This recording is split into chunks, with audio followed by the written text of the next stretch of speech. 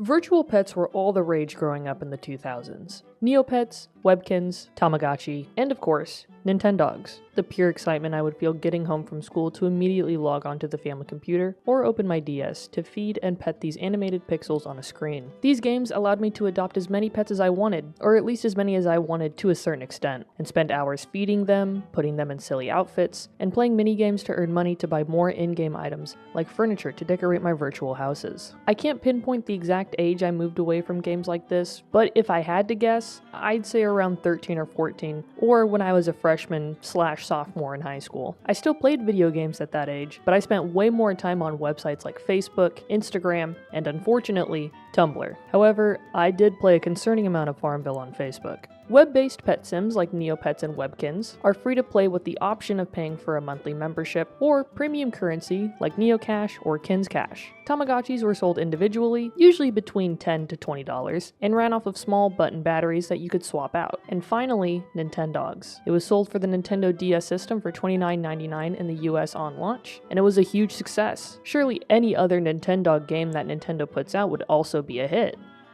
Ooh. Yeah, that's not good. What changed?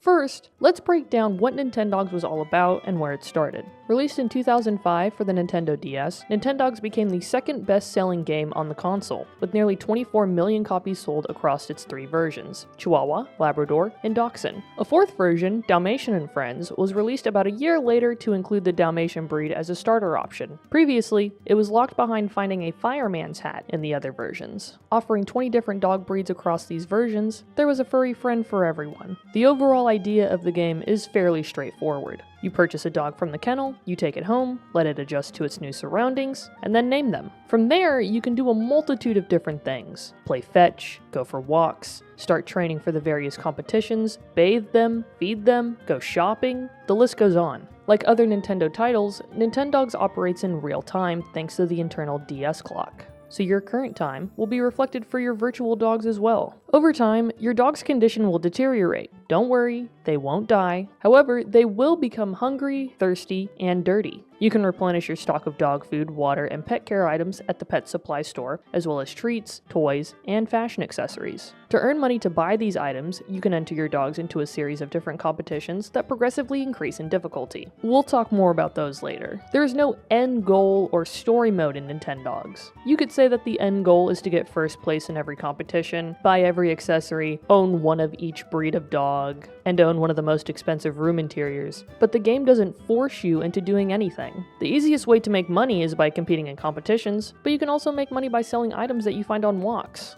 In my eyes, the main objective of Nintendogs is to take care of your furry set of pixels and just have fun. Nintendogs' reception was extremely positive, and it became the second best-selling game on the DS. So in 2011, when the 3DS was officially released and we got Nintendogs plus Cats as a launch title, the world rejoiced. Finally, a sequel to one of the best virtual pet games. But what happened? The game received mostly positive reviews, not as good as the original, but still positive. How much could they have changed that resulted in such a harsh drop-off in sales? Or perhaps the world had outgrown pet simulator games by 2011? Many things to discuss. So let's start with the basics of what changed from the original to Nintendogs plus Cats for the 3DS. The core gameplay of Nintendogs plus Cats did not stray from the original. You buy dog, you take care of dog, train dog, make money. That's it, $10? Oh my god. Buy more things and more dogs. But there were key gameplay elements that were changed. Starting with probably the biggest, you can now own cats. Each version of the game offers the same three variations: standard, oriental, and long hair. And just like their real life counterparts, they do absolutely nothing. They cannot be taught tricks, trained, taken outside, or compete in any competitions. So what can they do? Well, occasionally they will bring you a present that could contain a rare item.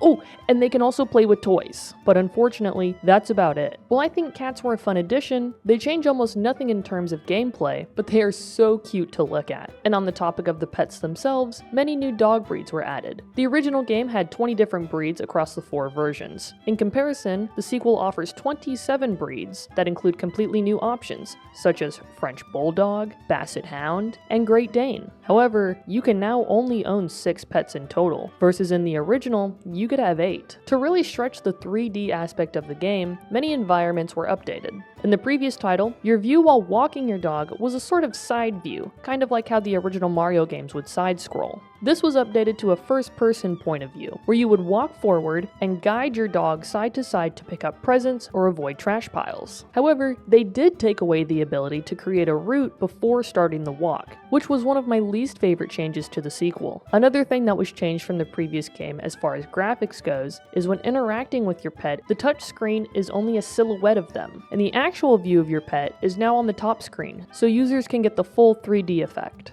Though, if I had to guess how many players actually kept the 3D on, it would not be a lot. The player's home got a nice upgrade though. Along with being more realistic and larger, you can buy furniture to place in your house that pets can interact with, such as pet beds, cat trees, couches, shelves, tables, and household appliances, like a fridge or a TV. This was a great addition to the game, and really made it feel more lived in. I could watch my pets interact with the different furniture options for hours. There weren't many new additions when it came to different style interiors, however. Depending on what version of the game you had determines what interior you start with the others becoming purchasable after a certain amount of days played or by earning owner points. And speaking of owner points, this is just the new name that was given to the similar system from the previous game, trainer points. You earn owner points by doing several different things, such as interacting with your pet, feeding or bathing them, taking them for a walk, and more. You can also lose points by neglecting your pet for multiple days, forgetting to pick up your dog's poop on walks, and annoying your dog by touching its tail or paws. As you gain owner points, you unlock more items like new accessories, toys, foods, and even new dog breeds. Owner points are not to be confused with heart points, which vary between each animal, while owner points are cumulative of all pets. You might be wondering, these changes to Nintendogs seem like typical updates for a 3DS sequel. So what was it about the game that failed to connect with players? Was it subpar gameplay? Bad marketing? Could it have simply been a shift in the gaming landscape of 2011? Well, let's start with the biggest complaint I, and many other players had about this game.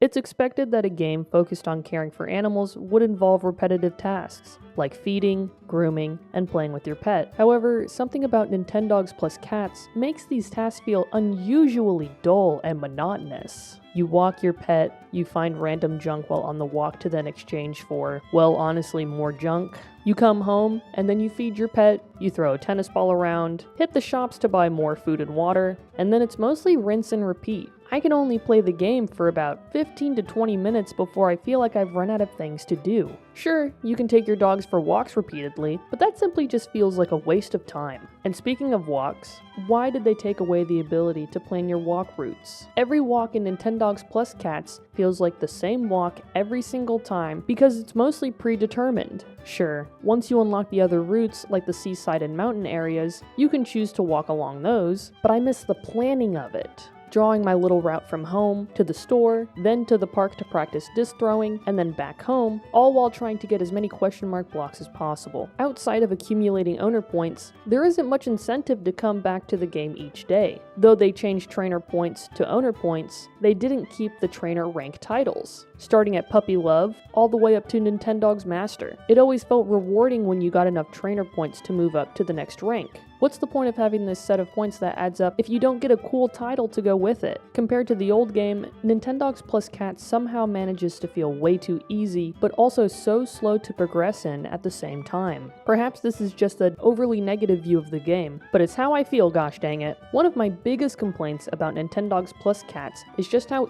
easy they made competitions. In the original Nintendogs, I would spend days training my dogs for the disc and agility competitions, just to end up getting second. I rarely did the obedience trials on the original game because it felt like no matter how well I trained my dogs, when it came time for the big competition, they would fail on purpose, followed by me crashing out and having my parents get mad at me for getting tilted over a virtual pet game. Good times. Obedience trials didn't change too much between the original and the new game. They added more tricks, changed some of the prize money rewards. Oh yeah, and they made using AR cards a requirement to compete. Seriously, what were they thinking with that choice? But worst of all, they swapped the agility trial with the lure coursing competition. Possibly the biggest downgrade in the entire game. Why exactly did they swap them? Who knows? The agility trial was easily the best of the competitions. Training your dog to make its way through an obstacle course in a predetermined order. Failing an obstacle or clearing out of order results in a deduction of 5 points from your total score. The joy of watching your dog speed through the course flawlessly.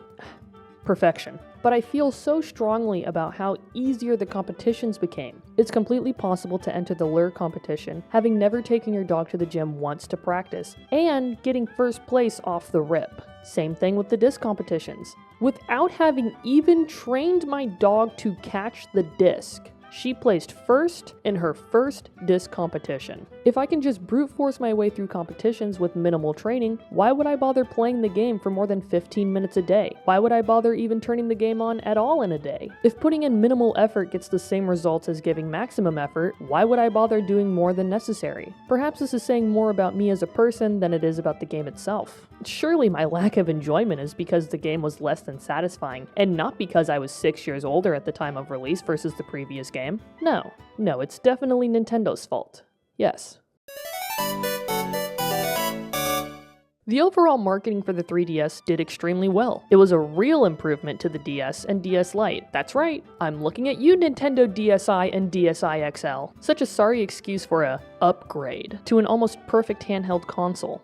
Anyways, the 3DS was considered a commercial success, with the innovation of the 3DS screen without the use of glasses, AR games, and Street and Spot Pass. The console also launched with a decent amount of games, such as Steel Diver and Super Monkey Ball 3D, but of course, the one most were excited about was Nintendogs plus Cats. And yet, it did not break the 5 million mark. Despite the previous game being the second best-selling game for the DS console, Nintendogs plus Cats couldn't even break into the top 10 best-selling 3DS games, performing even worse than titles like Yokai Watch 2.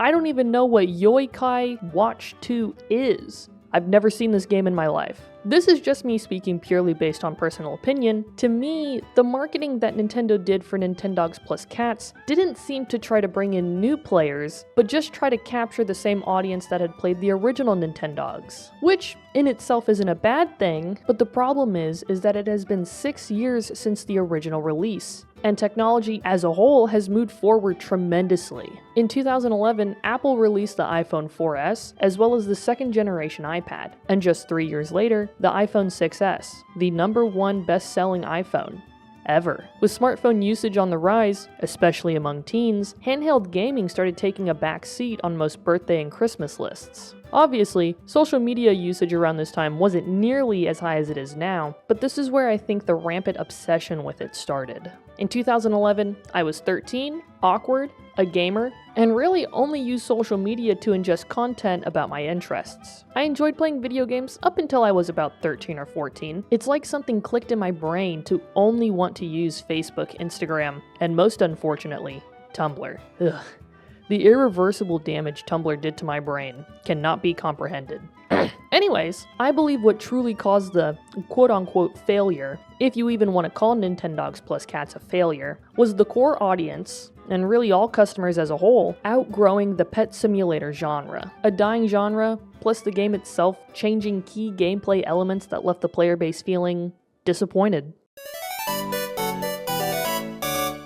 While I'm left sad knowing that we'll most likely never get another Nintendogs game after Nintendogs plus Cats, and no, we are not going to even speak of whatever this was. This is not Nintendogs for the Switch. This is an abomination. Remove it from my site. Thank you. Is Nintendogs plus Cats a bad game? No, not really. Is the original superior to the sequel? Also no. I think what caused the downfall of the 3D sequel was simply that people moved on. Pet sims as a whole were dying, and the age of the smartphone had arrived. No longer were the days of kids sneaking their DS and PSP to school to show their friends their Pokemon, or to listen to Boulevard of Broken Dreams by Green Day on the school bus. No? Perhaps you were more of a Unwritten by Natasha Bedingfield listener. Handheld gaming as a whole just fell off. I could download what felt like an unlimited number of mobile games, listen to music, browse the web and social media, all on my iPhone. It could do it all. I still loved gaming during my high school years, but not nearly as much as I loved social media. Perhaps with the upcoming and long-awaited announcement of what the Switch 2 will be like, maybe we can hold hope of another Nintendogs game. So fingers crossed that the Switch 2 has a camera and a microphone. Fingers heavily crossed. Thanks for watching. If you enjoyed the video, I'd appreciate a like, and if you want to see more videos from me in the future, be sure to subscribe. Have a great day.